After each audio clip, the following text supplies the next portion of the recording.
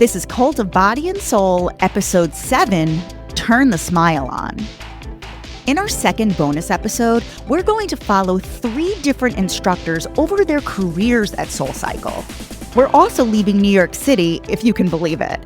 Yeah, we're going to see what life was like at Soul in both Los Angeles and San Francisco.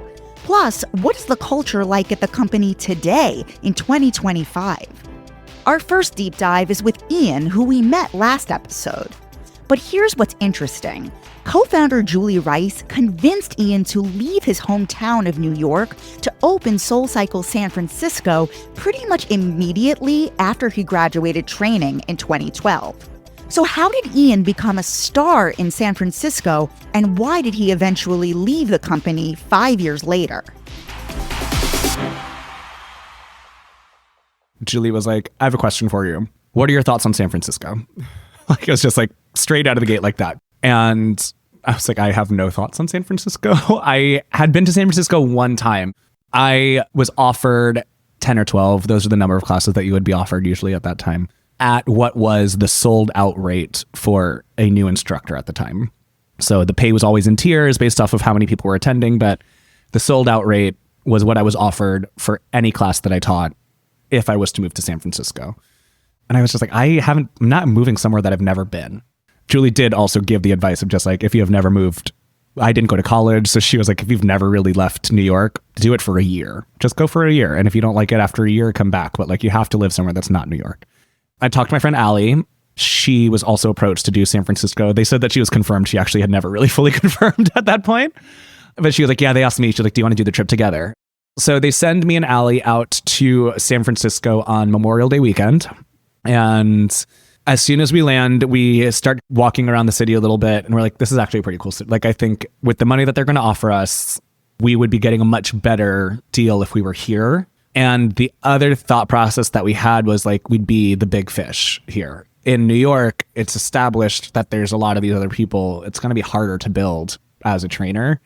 Where in SF, their knowledge of SoulCycle is what we are giving them. And so we're like, we'll be the Janet of this region if we come out here. This was like within the first couple of hours of us getting there. We find an apartment in Nob Hill.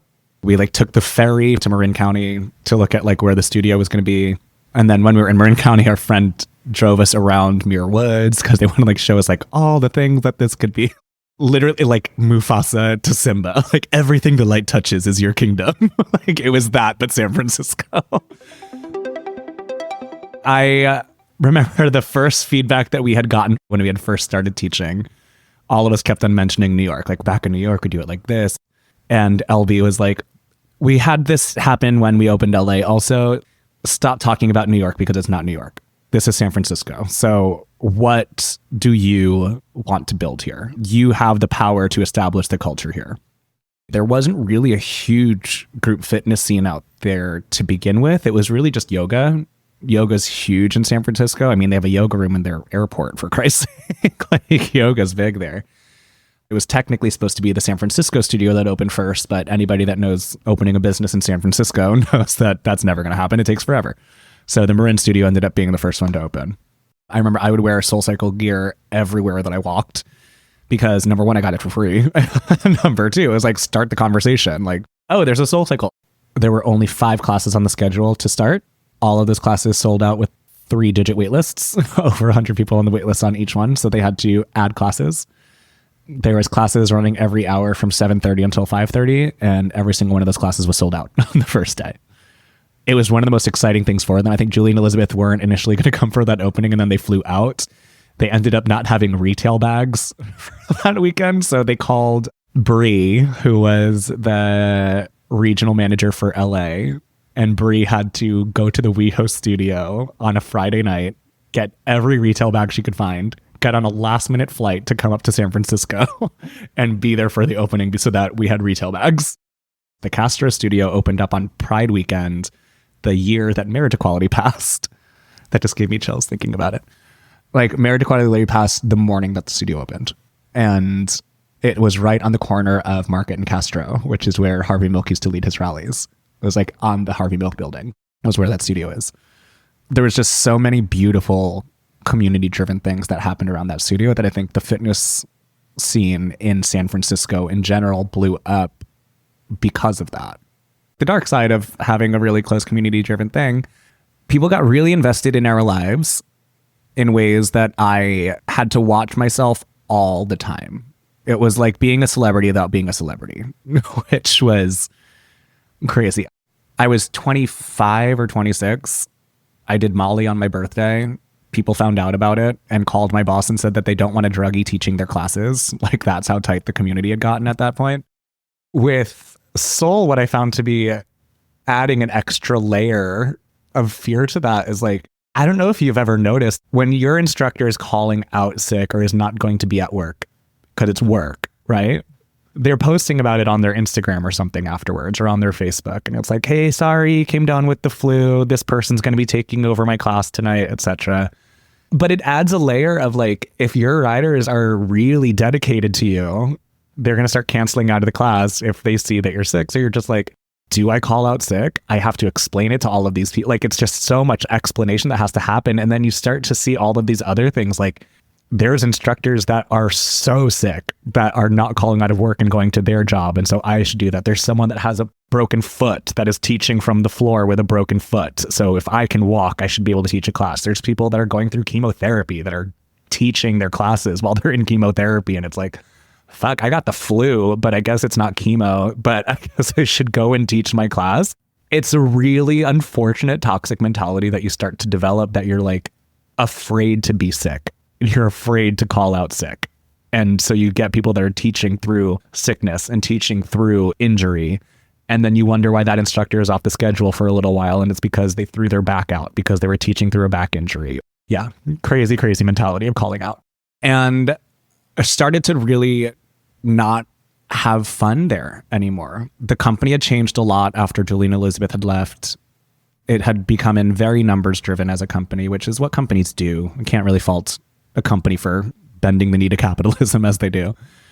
I had been passed on a promotion a million times over that I should have gotten. Like, I don't want to toot my own horn about it, but that region would not have picked up if it wasn't for me and our opening team. So I don't know, kind of like my story was being erased from everything, even though I'd like just been written up in the Chronicle and everything. I was just having a lot of contention with a lot of the higher ups.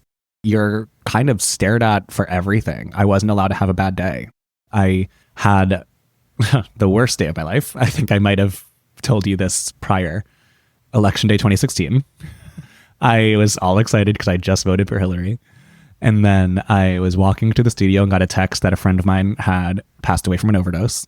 And this was 15 minutes before I was about to teach a class. And I couldn't feel it. I couldn't think about it. I had to turn the smile on and teach my class. There was a school shooting that happened once. I had to turn the smile on and teach the class. Terrible, terrible things that have happened. I had to turn smiles on and teach a class. And I just couldn't put on the show anymore. And I think I was just kind of done being, I didn't want to be the star. I wanted to be recognized for hard work, but I didn't want to be a star anymore.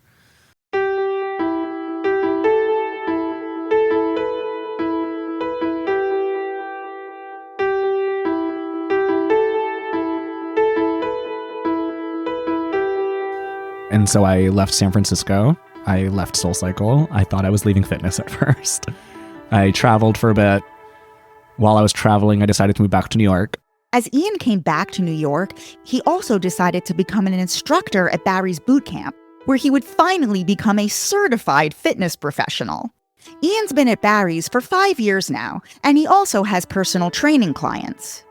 I had Ian go a bit deeper on how Soul does not require their instructors to be certified by the National Academy of Sports Medicine. So during training, there's 1 week where they're like, we're going to have anatomy lessons this week. And what I started to realize was I'd not come from a fitness background, right? I was bartending before I was teaching there. And I was never asked to learn anything about fitness. And I found that to be, I was like, I feel like people are certified in this kind of thing. Like, massage therapists can't just like massage people without a license. Like, they have to know the muscles so they don't hurt someone. And our anatomy lesson was supposed to be taught by Kim Perfetto, She was a master instructor. She had been around for a long time. She was like built of muscle. So it was like you could literally see every muscle in her body. Kim was in LA. So Kim didn't end up teaching our anatomy lesson. We had, I would say, maybe 30 minutes. I honestly don't even think it was that long. And the only things that we were learning was like flexion and extension of a joint. And it's like when your elbow is bent, that's elbow flexion. When your elbow is extended, that's elbow extension. And that was kind of it. And I just remember afterwards, we were talking about moves on the bike. And Janet goes to the room and is like, all right, everyone tell me the muscles that are involved in a push-up. And someone goes, chest. And she's like, yes, what else? And someone was like, shoulders. In my fitness knowledge, shoulders is such a broad term. Part of your shoulder has 3 different muscles. And then there's like all this other shit. But someone goes, shoulders, yeah. And then someone goes, biceps. And I was like, they must have said triceps. I was like, bicep?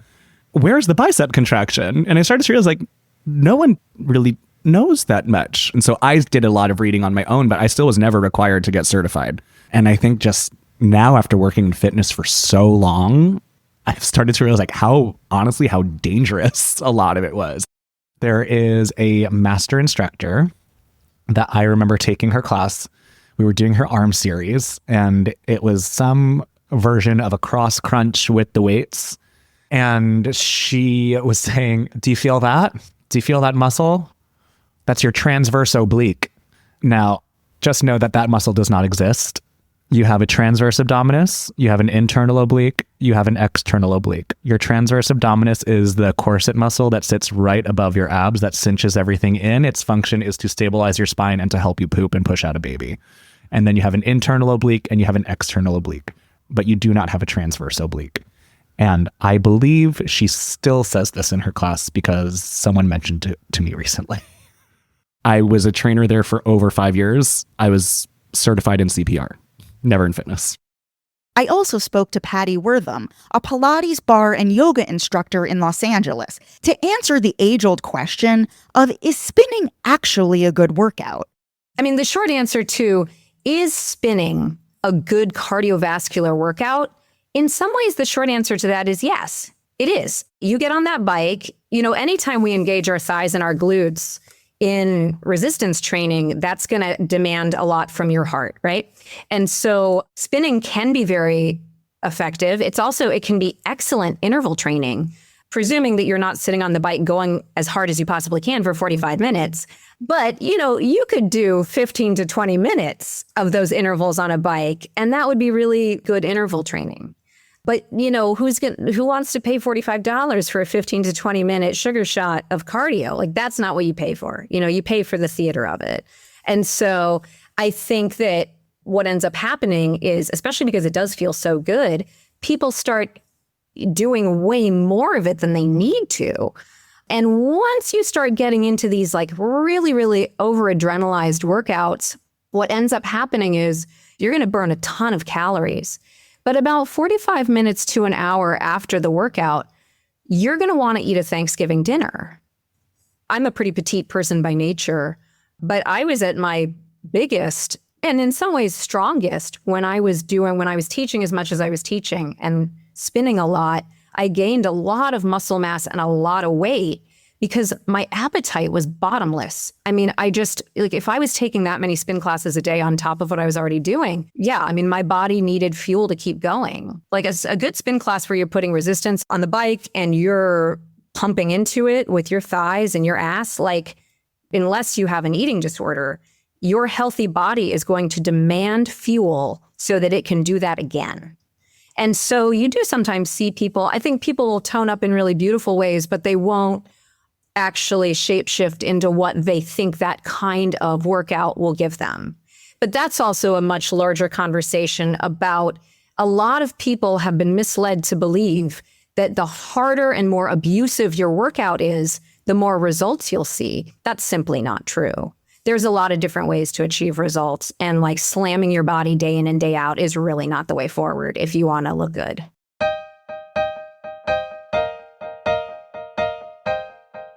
Our next deep dive is with Diego. In 2018, Diego began his 7-year career at SoulCycle, working the front desk in West Hollywood. After 1 year, he decided to become an instructor. Diego would be part of the last instructor training group before the pandemic. My very first day of Soul was a front desk shift in West Hollywood. And funny enough, my very first check-in was an Angela check-in. Whenever Angela Davis taught in New York City, it was an event. I would physically leave my job on the Upper East Side, race downtown, take her class, and go back to work all the way uptown just to experience her class. People came for her inspiration, for her words. There were portions of her class that didn't even have music in it. It was just spoken word, which was also not common. And so people would literally just bow their heads down, close their eyes, and just listen to her speak, which was wild for me. When you're coming for a workout class, it was essentially church. And she carried with her this cult following. And so I feel like I got introduced to the circus right away. In that class, Beyonce was booked, Jay-Z was booked. They had their own bikes in the corner. I actually handed Jay-Z gum. I remember being like, is this life? Like, how did I get plucked into this bubble? Every Monday at noon, instantly, we'd have a wait list of up to like 80 plus people. And that's like on a non-holiday week, on just a regular Monday. Angela's classes, they always had to be full no matter what, which is hard when, again, you're dealing with West Hollywood, you're dealing with traffic, LA. And so there would be times when bikes would open up, there'd be no one from the wait list there. So they would throw staff in and we would be forced to ride against our will. I remember one time, actually, sorry, now you're just flooding me with memories. One time I was placed in between Usher and LA Reid. And I remember Usher kept stinking my ass. That was the culture there. It was just like Olivia Wilde, Kelly Rowland, and Tyler Perry, Justin Bieber. Angela left SoulCycle in 2019 to join Turkish tennis prodigy Akin Akman in his venture in opening his own studio. I remember that was a major hit, at least for the LA market, and I think for the company as a whole, just because she did bring in so many super souls that it was very alarming to think, like, would we ever be able to get back to that point? Would we ever have our heyday like that and have that many celebrities packed into one room? The answer was no. In the last 6 years since she left, we've never had that amount and that capacity of super souls, of high clientele, high profile clientele.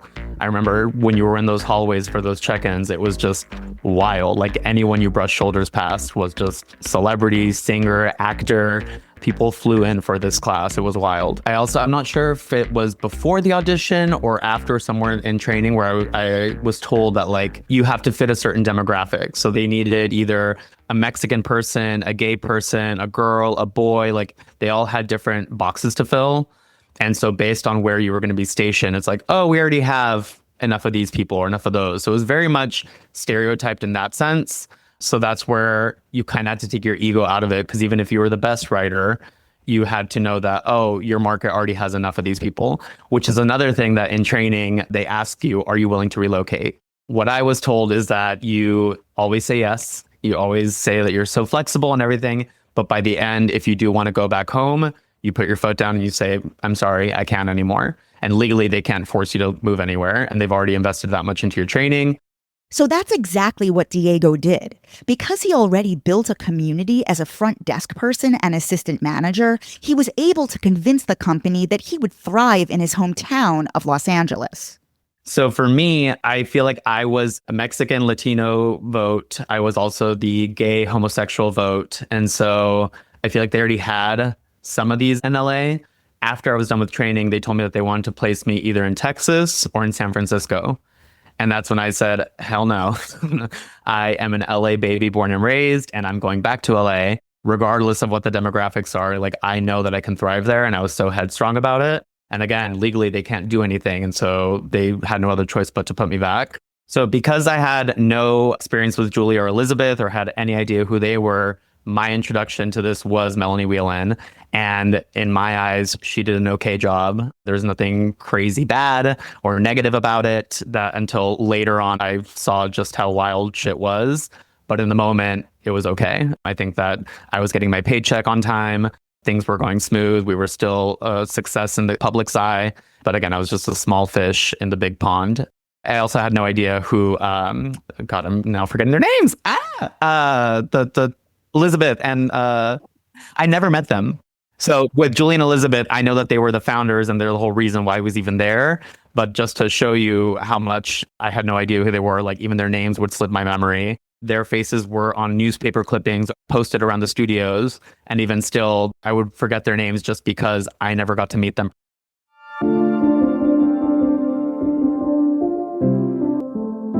So pandemic hit March of 2020. I remember we would be closed for 2 or 3 months. We were open, we were closed again. We started having outdoor activations in the Los Angeles area. We opened up in downtown LA. We opened up in Century City Mall, Santa Monica, one in the Valley, in Westlake or Thousand Oaks. And so the bikes were spaced out. We were teaching with masks. Everyone else had masks on. We had big ass headphones that we'd have to recharge constantly. So with the headphones and the silent disco part, that's how not only you heard the music, but the instructor's directions. And so you'd be teaching in this sweaty outdoor space. And in some instances, like with Century City, you were on top of the Disney store at the mall. And so I remember I would make it a running gag that the Bloomingdale sign was right behind us. And I would teach the last class of the night, and I would be doing a Mamma Mia ride on the rooftop dressed in a fucking onesie and being like, let's hurry up before the Bloomingdale lights go off. Otherwise, you won't be able to find your car after. Surprisingly, with COVID, I think me personally, I thrived. That's where I found the majority of my community, was in a time when people were so lost, so devastated, and yearning for human connection. And so I think that was a very special time when everything around us was backwards and people were telling us not to connect, and yet we still found a way to connect. And so for me, that was a way of old SoulCycle still being alive and well. Julie and Elizabeth's replacement, Melanie Whalen, was pushed out of the company in 2019 after expensing close to $6,000 worth of Christian Dior bags. She was eventually replaced by Evelyn Webster, the current CEO as of today, 2025. Some things right out the gate that I noticed, our uniforms went from always being yellow, which I believe was the case from the start of the company, all of a sudden now was changed to black, which is funny because I feel like staff used to complain about the yellow and they look like bumblebees and they look like this and that, to now just being black. And for me, it looked like a mortuary or like a funeral home. I think they just said they look sleeker and more professional. But in my eyes, it's like the yellow brought the happy. Like, why take that away? And I still, to this day, I always joke about like, oh, we were there in the yellow days. It's kind of like a rite of passage at this point. The retail stipend was a big one for me as an instructor. Every month, they would allot us pretty much a whole set. And we were walking billboards for the company. So every month, I believe it was like $100. I don't know the exact amount, but we would get a retail stipend to be used solely on SoulCycle clothing. And so that's why you would always see your instructors wearing Soul shirts and Soul sports bras and sweats and leggings, all the things, because we would be essentially given free money to use back into the company. And that's something that I also pride myself on, that I didn't purchase a single piece of retail my entire time working there, because I didn't want to give my hard-earned dollars back into the company, and especially after they had already been giving it to us for free. But I feel like that was a major turning point. But yeah, as soon as the retail stipend left, I stopped buying clothes. But then they still had the expectation that please wear SoulCycle related branding while you teach. And I'm like, okay, well, you're not giving us money for these uniforms that get torn up and damaged very quickly. So how do you expect us to not only get paid very, very little, but on top of that, out of that little pay, give it back to the company? It was very backwards. Another small detail that I think was major for me was the dog policy. We used to sell onesies for dogs and be very dog friendly. I remember Pasadena had like a whole water bowl designated for the dogs that would walk by, and dog treats. So Soul not only was a community for humans, but also for doggies who were walking past the studio, who got to know their names and their owners and everything. Just to give you a little example, there was one dog in particular, Murphy, who would walk past the Pasadena studio all the time. Bless his heart. His owner, Beth, lived like a couple blocks down, didn't ride a single SoulCycle class. And yet we would see her walk her dog daily, got to know her, just to show you how strong the connections were, particularly in the Pasadena location, that we not only cared about the humans, but the dogs and people who never even took a class at SoulCycle. Like, we were just so community focused. They changed the dog policy on us. And I think the reasoning behind it was like someone got bitten in New York or something. It might have been a rumor even, but they changed it. And so all of a sudden now you couldn't bring your dogs. And I wasn't the only instructor who would bring their dogs. And again, I have a pug and I had a Maltipoo, like completely harmless. Writers and staff loved them. I would always give a notice that I was bringing them. But the last time I brought them, I was written up for bringing them. And so that for me was just such a flag of like, this is how the company's changing, that even dogs that are supposed to bring happiness to people are now a bad thing. We had to throw away the water bowls and we stopped selling the dog onesies and stuff. So it's just sad to see a lot of these fun things were stripped away from the company. Studio closures was another big one during COVID. We went from, I believe, having 13 studios in the LA market down to 5. And I remember just how sad it was, each one of those leaving, because each one carried their specific community. I was lucky enough to teach at a good half of them. I had regular classes in Westlake, in Calabasas, Pasadena, downtown LA, Hollywood, West Hollywood. And out of these, the only ones that survived were Pasadena, West Hollywood, Santa Monica, Brentwood, and Manhattan Beach. Even Newport was closed down, which was our only OC location. And it was sad because you're not only killing off writers, you're killing off staff. In my eyes, as from being behind the scenes, I think there were ways that we could have retained had we allocated our money differently. But again, Soul, I think their top priority became keeping the fantasy alive and keeping the brand alive. After the major hit of the pandemic, SoulCycle finally partnered with ClassPass.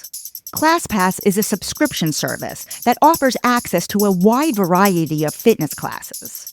While all of SoulCycle's competitors were part of ClassPass, SoulCycle refused to join until they had to.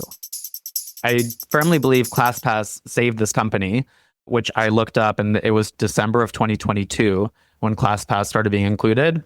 Soul refused to bring the price down. They were always like, no, we have to keep a certain standard. And so their solution, I believe, was to join ClassPass, which brought its own set of fun problems and stuff. But another wild thing was that they would never promote it. They would never admit to it. And so people would constantly be saying, oh my God, they're on ClassPass. Like, they use them, but they didn't admit to it. We definitely saw as instructors, our numbers go up, and we were told that we would still get paid per head for these ClassPass people. So it didn't affect us that much, except that the culture maybe shifted a little bit. Now we're getting people who just want the fantasy of soul. And so they only come for one class and say, look, I took a SoulCycle class, get their selfie by the neon sign and never come back again. And on top of all of that, they also had the beauty of being able to review these classes afterwards. And so not only were we getting shit on in person, but then afterwards we get 1 star. I remember one of my favorite reviews was someone who gave me 3 stars very early on, not 5, not 1. And the only comment was, it was fine. And I, to this day, joke that I'm going to frame that shit and put it over my toilet because it's just so representative of who I am as a person. Just, it was fine. Diego said the highlight of his entire career at SoulCycle was 1, meeting his husband there.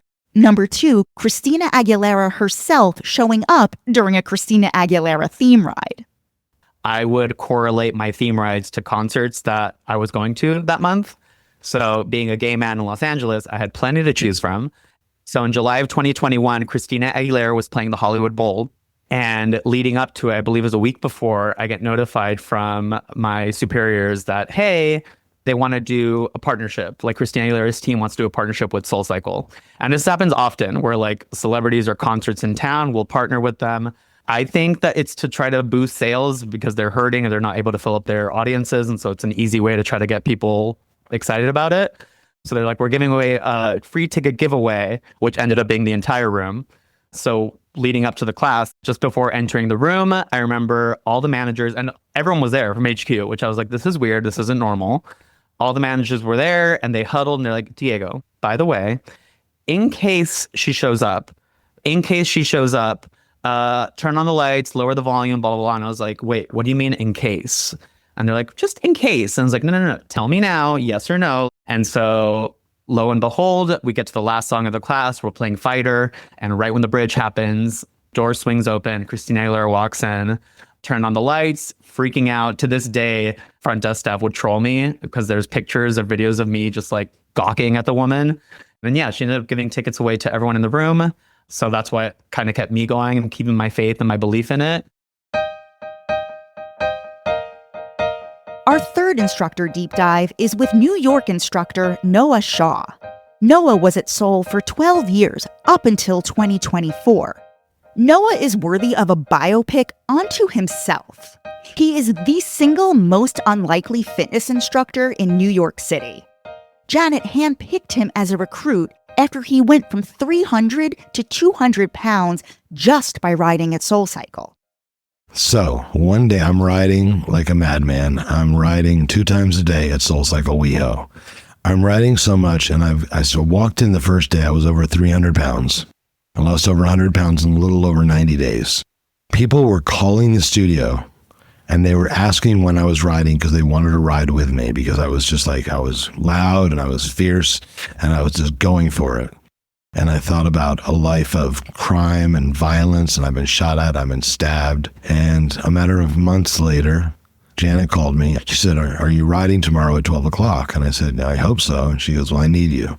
And so I showed up the next day at like 11:45, and I said, what's going on? She goes, Lady Gaga's riding, and Lady Gaga's spiritual advisor likes you and thinks you have great energy and wants you to sit next to Lady Gaga for her first ride. Lady Gaga's spiritual advisor was a yoga teacher from New York named Trish Donegan.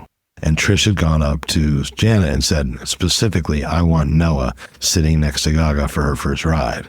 Shortly after he was Gaga's co-pilot for her first ride, Janet asked Noah if he ever thought about being an instructor.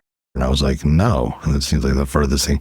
My doctor just told me I'm going to die 6 months ago of a massive heart attack. Janet recruited Noah, and he was given a one-way flight to New York City and told to find a place to live.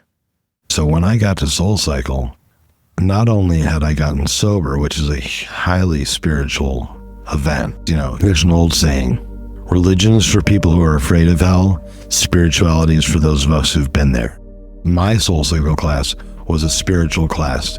End of story. You got a great workout, but you were going to change. Noah had a unique perspective on SoulCycle because he was extremely close with one of their most popular instructors, Stacy Griffith. She mostly teaches on the Upper East Side, which is filled with the 1%ers of Manhattan and the Hamptons. Stacy is the same instructor who we talked about cutting the COVID vaccine line in episode 4, You Create Monsters.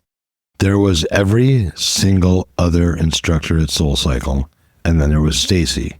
She was held to a different standard.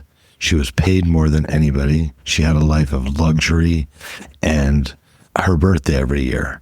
It was a spectacle, with every rider trying to outdo every other rider by the expense.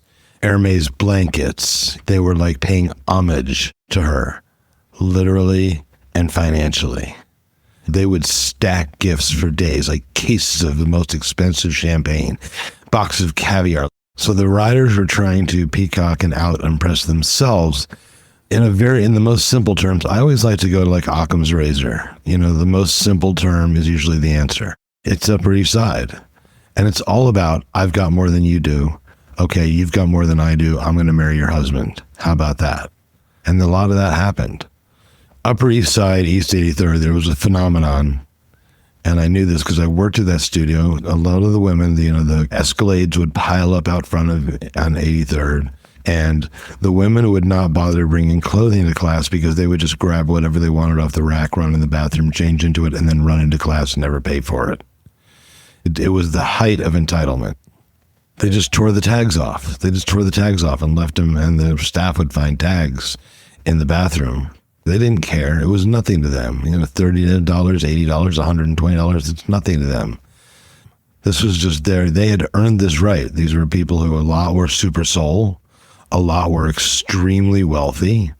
So it was that entitlement that we see throughout our society. This was just a small sample of it.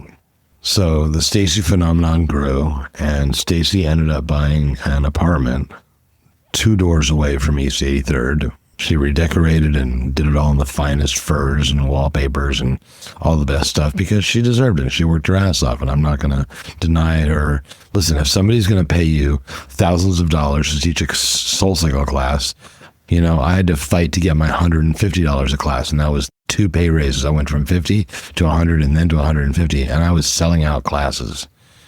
I started out at $50 a class. Then they gave me $100 a class, and then they gave me $150, and I'd been there for over 10 years. When there were instructors like Stacy who were making thousands of dollars a class, I always used to say, it's Animal Farm. Some pigs are more equal than others.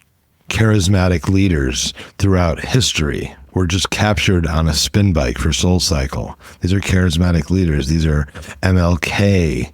These are Julius Caesar. Like, these are charismatic leaders. Like Kendrick. Kendrick is charismatic. Drake is not.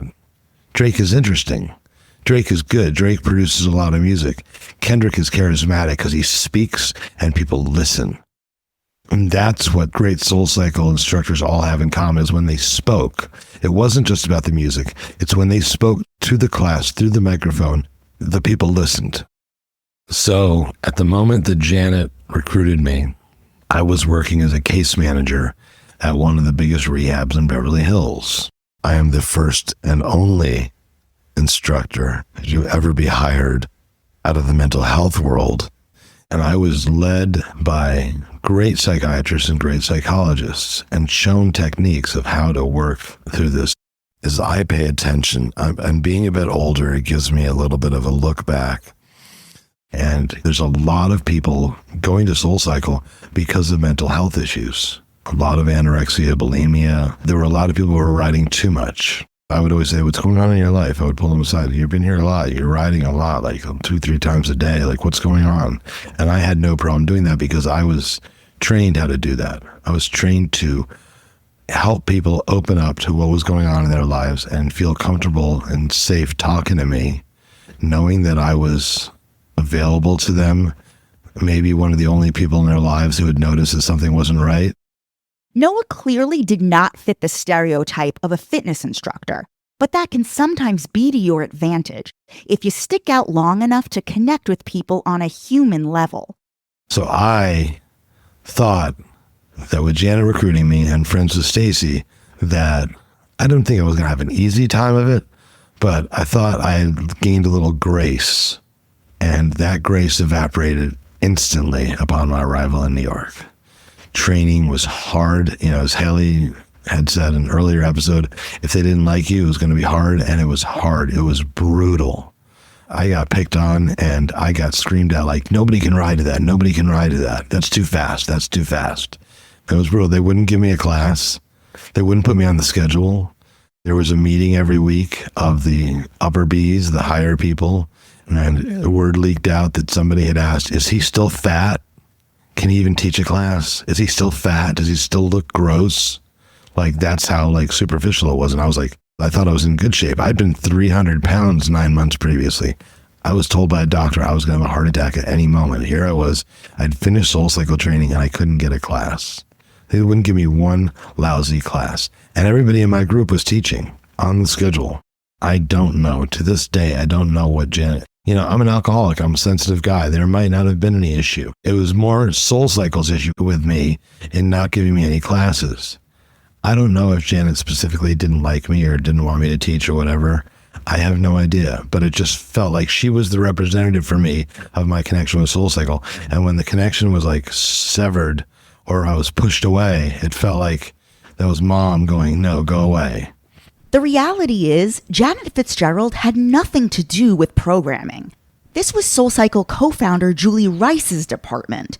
Perhaps they felt he needed more time to develop or wasn't quote-unquote on brand. Still, Janet was SoulCycle to him, so he felt hurt by her, but it was definitely misplaced. You know, the person I was most emotionally attached to outside of Stacy, Stacy and I had history, so I knew Stacy and Stacy knew me. But Janet was the one who like changed my life by letting me become a SoulCycle instructor. So to not get her approval was really interesting and really felt, you know, I process things differently. I mean, not differently, I feel everything.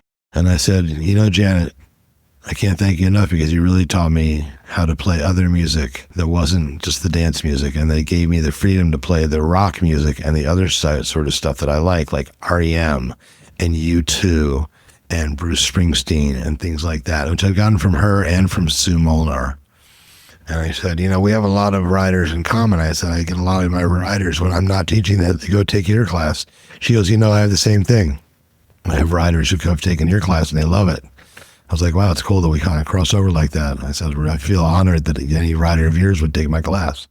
She said, yeah, in her very cool way. And she's very cool. She has a cool thing about her. And that was just a brief conversation, but it sort of like was like a big, for me, it was a full circle. to like get to express gratitude to her for somebody that I'd been angry with for holding me back and me thinking that not wanting me to be an instructor. But I love happy endings. And it's not that it was happy, like joyous, like we hugged and kissed and threw each other around, but it was peace. And I strive for peace, and we made peace with each other. In December 2012, it was announced that Soul would be opening its first Brooklyn studio in Noah's neighborhood of Williamsburg. I rode down there and it was still under construction. It was still just wood. I walked up on the podium and I leaned against the wood wall. There was nothing installed yet. And I just pictured the room being filled. And 9 months later, that happened. So I finally got my first class. And it was the worst possible time slot in all of SoulCycle history. It was 12:15 on Mondays at Upper East 83rd. Like nobody is around to ride in a class. Everybody's on the phone because they're booking their bikes and they're obsessed with it. In New York City, it was a definite thing. It was like there was Central Park, there's the Empire State Building, and there's noon on Mondays. By the pandemic, Noah cultivated a dedicated following, particularly in Williamsburg, with his signature Rockstar ride where he played all classic rock music. He had also opened 4 studios: Williamsburg, Brooklyn Heights, Park Slope, and Short Hills, New Jersey. Once New York was granted permission to hold classes outside in masks, SoulCycle and Barry's Bootcamp jumped on it, holding classes on rooftops throughout the city. While I was running on a treadmill in a mask indoors at Barry's, Noah was teaching outside in the freezing New York winter. So Brooklyn Heights had an outdoor studio. And it started off in the fall. It wasn't so bad. And it was nice. And the temperatures were moderate. Everybody was super excited. I was selling out classes. Everybody was so excited to get back to anything slightly normal, even if it was riding in masks and like germinating every bike. But wintertime came. It was so cold that instructors were calling going, I'm not going to teach today. And they would just go, Noah, you have 3 classes. And it was brutal. But I was happy to be teaching again. I was happy to be making money. You don't teach, you don't make money. And I'd had enough of not making money when I wasn't teaching for all those years after I finished training. I lost a lot of money. So there were some big time instructors in their mind and in my mind because they were getting paid more. And they were just calling out. They were saying, I'm not going to teach, it's too cold. And I didn't care. I was so happy to be seeing my riders because I built a following at Brooklyn Heights. And I was teaching the Sunday Morning Survivor, which is a really big class at SoulCycle, and I was selling it out. And I was teaching a Friday night Rockstar ride in Brooklyn Heights, and I was selling it out. So I was so glad to have my gang back, my people.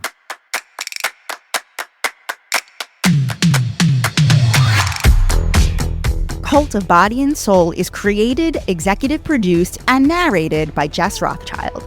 Sound designed by Caitlin White. Theme song and original music composed by Elizabeth Ziff.